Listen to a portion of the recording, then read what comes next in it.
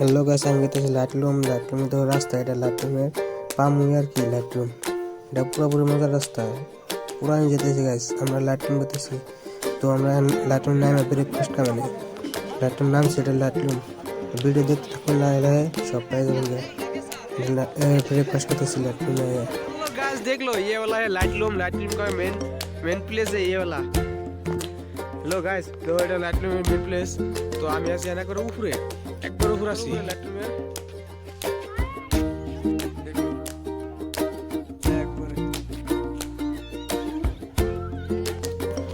Hello guys, तो এটা লাইটলুমের পাহাড়।